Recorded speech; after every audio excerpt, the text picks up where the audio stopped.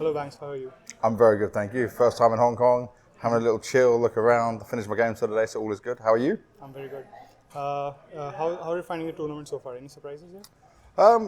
Passing away is kind of a surprise because obviously everyone's expectations was so much lower of what they could do. But obviously then we found out from other interviews and when we were speaking to the players that like they've had nearly 4 weeks of constant practice, grinding, no events, so they come in with a bit of an unknown quantity. Also, I'll just say that Mongols like playing pretty good at Chengdu and dropping off was a surprise as well. So those are the two big ones so far. We'll have to wait and see what happens throughout the rest of the tournament. But obviously, both Furia and Vitality nearly lost their opening games. They didn't, so it's still a win. But that was kind of wild to have yesterday. Right. And what do you think of this state CS is in right now? Because there are obviously so many good teams right now, and I think any team can beat any team on a good day. I feel you're correct. Yeah, any team can beat any team on a good day. And it is a great thing for the scene that games can be so competitive. But I feel like I've said this before. It's like, oh, this might be the most competitive CS ever. And then obviously we had this Vitality run at the beginning of the year. Obviously that's changed now. But like for me, if I'm looking at the major, I'm looking at like there is Vitality, Falcons, Maus, Furia, maybe a Spirit, right? That can have a chance of winning the major. That's huge. Like, that's 5 teams, all with a potential of lifting a trophy at the end of it, which makes it more exciting for the viewers and everyone along the ride, especially if some of them maybe don't even make playoffs, as an example. I saw you talked about the Zway and Chopper quote from Donk. Yeah. What do you feel about that? It's interesting, right? Because obviously he's very direct, which I love. I love if a player is so honest and open in the interview that he's just giving you his raw emotions. But I kind of understand it because Halley and Chopper make the game plan. For me, I don't have like 100% knowledge of this, but I look at it as like Halley sets out the game plan, Chopper's got to execute it, and then obviously he's got to help with the mid-rounding. Shiro's obviously a big voice in the team. But it's like, for the moment, Chopper's not performing well, and also the calls are not working, but obviously they're trying to implement 2 new players in. Obviously I read your interview, then when I interviewed Chopper, I did it with him directly, and I said like, what is going on, why is it so hard for you right now? And he said, having 2 new players come in is very difficult, and him and Halley need more demos, more games, like official games, to look at, to make the adjustments to get everyone comfortable. If you look at the last game they just played, right, they ended up beating the Mongols 2-0. You saw better communication, better team flashes, but it's Chopper now flashing for Donk a bit more or putting him in situations where if you look at the old start, it was obviously a Magix or a Zontix. I gave an example of many times, Zontix would be anchoring a bomb site, Donk's the player rotating in, he'd be the one who'd come in, and Zontix would pull back a little bit, but he would be able to play positions so well and almost without much communication, with just knowing, do the right flash for Donk. No, he's going to go aggressive. Zwei and Tanir have a lot to learn in that, right? And they are rookies in the sense of they've never played on a top tier team. So for them, it's a bigger gap. It's going to take more time. But obviously when you've got Donk at his peak and it's now starting to affect him, I can understand why he's frustrated and it's not what he wants to see happening, right? He wants trophies. Yeah, very insightful. What do you think of the current FaZe situation? Because they obviously had a very dry run. But do you think Jacob is a problem? I think the FaZe situation is like a scrambling situation. They've tried to do so many events, they've tried to do so much in a little time. They obviously had the rain situation where he came back for a bit. And I feel like, yes, everyone knows Jacob's not performing so good, but he's also got so much pressure on him because it's a FaZe jersey and maybe on the mental side, it's having some effects on him. Because the worst thing that happened was they made playoffs with Rain at EPL. They looked good.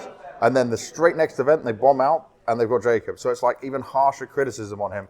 I'm hoping that after the major, they can actually look at this and think like, if we've done good or bad or what we need to do next steps, because you can't just keep saying he needs more time for a huge amount of time. Remember, he did start, well, we saw him in London first, I think it was, or maybe just a bit before that. So for me, is the major is going to be the chance where we can really criticize and say if he's going to be good enough or not. But as of right now, he's not at the level they need him to be. And this is even when sometimes you're getting good performances out of Twists or Frozen, for example. Brokey, though, is probably a little bit of a worry that people are not really talking about so much because he kind of started so strong when he came back and now it's slowly declining as well. So there's a lot of problems going on in FaZe right now. And poor Carragher might be having to go through maybe his toughest test yet with all of this because it's a lot of changes in 1 year. If you think Elige, Jacob, now Rain, it's just so much. Do you think his spot is in danger with the current FaZe lineup? Carragher's spot? Yeah. Ooh. I think for Carragher has always said, right, if the team and the players still believe in him, then he'll stay doing it. But if they don't, he doesn't want to continue with it, right? So it's more a question on if the players are going to believe in him. Definitely Frozen. I think Twists are always going to believe in him and have that trust in him. Jacob's got to learn this as well. Brokey needs to trust in himself some more. So I'm not going to say Carragher's a problem yet because still knows how to call a great game. And when you are calling a great game, and when your individuals are doing well, the results will come even if he's not personally performing so well. But obviously the next logical role for him would be to go into a coaching role and move from there. But then you have to fix another problem if they try to get another IGL. So all of this is very complicated, and I don't even think they have the right answer for this right now. Yeah. And finally, touching on BC game, they got in electronic and their performance has somehow dropped even more. Oh, yes. So, yeah, what do you think of that? It's a bad sign because obviously this was a chance for Electronic to prove himself. Now, I would assume that he's back with Simple, he should be super motivated, right? Now, the fact that he's playing even worse and he's not IGLing, and obviously he's having to switch to English. He does have, like, we've done English interviews with him. He is capable of communicating in English, but it's still not as easy as people think to be able to change where you've only spoken on a Russian-speaking team for this whole time, and then he has to change into it. Simple obviously is doing great work for the majority of games for BC Game, but like when you have Simple on the team, the expectations are always going to be higher, and Electronic now needs to push himself higher and get out of the ruddies in. But right now, it's not good and it's not giving them the desired result. It's actually been a negative so far. So, for them, like even I expected them at giveaway at least to be in the final, and then they didn't even get close to it. Well, they finished, was it 5th to 8th, maybe? It's just off the top of my memory, but yeah, like their first LAN and it was like that. It's not ideal. Just one last question. Do you think we'll see Simple in a top 10 team again?